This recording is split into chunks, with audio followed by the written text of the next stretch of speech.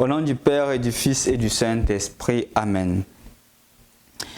Lecture du livre de la sagesse, chapitre 2, versets 1a, puis des versets 12 à 22. Les impies ne sont pas dans la vérité lorsqu'ils raisonnent ainsi en eux-mêmes. Attirons le juste dans un piège, car il nous contrarie, il s'oppose à notre conduite. Il nous reproche de désobéir à la loi de Dieu et nous accuse d'abandonner nos traditions. Il prétend posséder la connaissance de Dieu et s'intitule Fils de Dieu. Il est un démenti pour nos idées. Sa simple présence nous pèse, car son genre de vie s'oppose à celui des autres. Sa conduite est étrange. Il nous regarde comme des gens douteux, se détourne de nos chemins comme s'il craignait de se salir. Il proclame bienheureux le sort final des justes. Il se vante d'avoir Dieu pour Père. Voyons si ces paroles sont vraies. Regardons où elles aboutiront. Si ce juste est le Fils de Dieu, Dieu l'assistera et il le délivrera de ses adversaires. Soumettons-le à des outrages et à des tourments. Nous saurons ce que vaut sa douceur. Nous éprouverons sa patience. Condamnons-le à une mort infâme, puisque, dit-il, quelqu'un veillera sur lui. C'est ainsi que raisonnent ces gens-là, mais ils s'égarent. Leur méchanceté les a rendus aveugles. Ils ne connaissent pas les secrets de Dieu. Ils n'espèrent pas que la sainteté puisse être récompensée. Ils n'estiment pas qu'une âme irréprochable puisse être glorifiée. Bonjour chers frères et sœurs dans le Christ. Une fois de plus, les lectures nous invitent à redécouvrir quelque chose d'important. Et aujourd'hui, je voudrais que nous parlions de l'impact du relativisme. Parce que c'est quelque chose qui nous concerne. Et justement, en rapport à cette lecture que nous venons d'écouter en ce jeudi de la 4e semaine du temps de Carême. L'événement qu'on produit, c'est écrit dans le livre de la sagesse. Et la sagesse nous invite justement à prendre conscience de l'impact de nos actes. Et ici, on présente une situation qui est courante. La situation des personnes qui, voyant une personne se comporter de façon différente, se sentent jugées. Voyant des personnes nous invitant à un changement authentique, se sentent jugées. Et puisqu'on ne veut pas changer, on préfère relativiser tout et tomber dans le mal. C'est ce qui s'est produit. Le juste nous condamne. Le juste, ses œuvres nous condamnent. On se sent jugé. Sa présence nous pèse parce qu'on ne se voit pas parfait. Et de ce fait, au lieu de nous efforcer à nous convertir, la solution serait simple. La solution serait justement de le piéger pour qu'il tombe aussi dans le piège comme nous. En fait, on conclut pour dire que nous sommes égaux. En fait, nous sommes dans la même situation.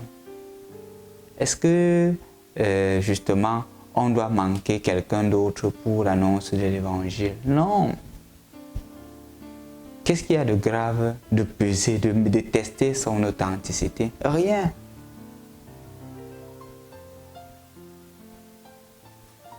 Chers frères et sœurs dans le Christ, de plus en plus, on assiste à un phénomène dans notre société. Le phénomène des jeunes filles, des enfants qui sont violés par leurs parents, qui sont violés par leurs oncles, qui sont violés par des adultes. Et justement, malheureusement, le problème qui se pose, c'est que parfois on se met à dire que l'acte est déjà passé, non? Le fait est déjà là. On minimise l'impact que cela a sur les enfants.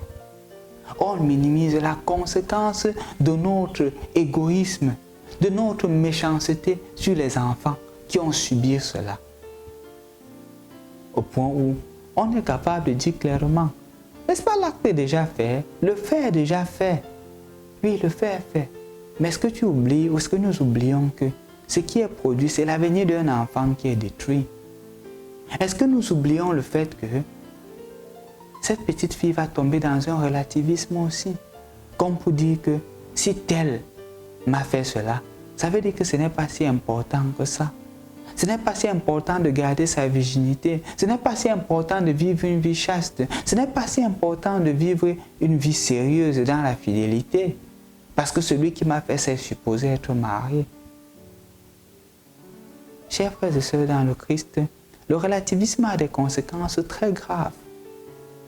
Et ça commence par le fait qu'on ne prenne pas conscience de l'état dans lequel on est, de la gravité de la situation qu'on vit. Chers frères et sœurs dans le Christ, je voudrais t'inviter aujourd'hui à prendre conscience de l'impact du relativisme dans ta vie. Le relativisme peut-être dans ton engagement chrétien. Est-ce qu'on est obligé d'aller à l'église chaque dimanche? Est-ce qu'on est obligé de suivre Dieu seulement en allant à l'église? Est-ce qu'on est obligé de suivre même les sacrements? Je peux rester chez moi, je prie, non? On résume la foi à une affaire personnelle. Comme si Jésus était bête de choisir 12 apôtres. Comme si Jésus était bête en disant, Pierre, tu es pierre, cette pierre, je bâtirai mon église. On réduit la foi à une chose personnelle. On réduit la foi au sentimentalisme. Le relativisme est grave. Le relativisme a des conséquences très graves sur nous, sur la société, sur ceux qui nous entourent. Le Seigneur aujourd'hui voudrait te faire comprendre, de ne pas t'inviter à ne pas tomber dans ce piège du relativisme. Valorise la personne humaine, valorise la dignité humaine, valorise ton cheminement et aie l'humilité de reconnaître que tu n'es pas encore sur le chemin et qu'il ne faudrait pas te complaire, te plaire dans ton état au point où l'autre devient une menace. L'autre doit toujours être un appel à la conversion et non une menace. La sainteté de l'autre doit être un appel à ta propre sainteté, un rappel à ce à quoi tu es appelé à devenir et de t'y engager. Et non de te dire, je dois me mettre dans une situation au point où cette personne tombe comme moi. Non. Non, non, non.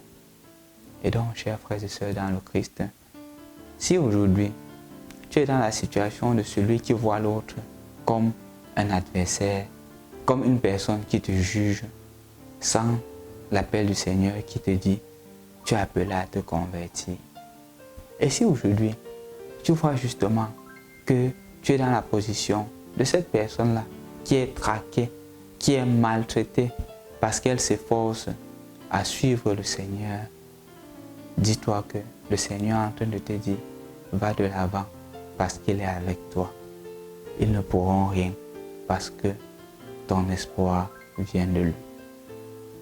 Au nom du Père et du Fils et du Saint-Esprit. Amen.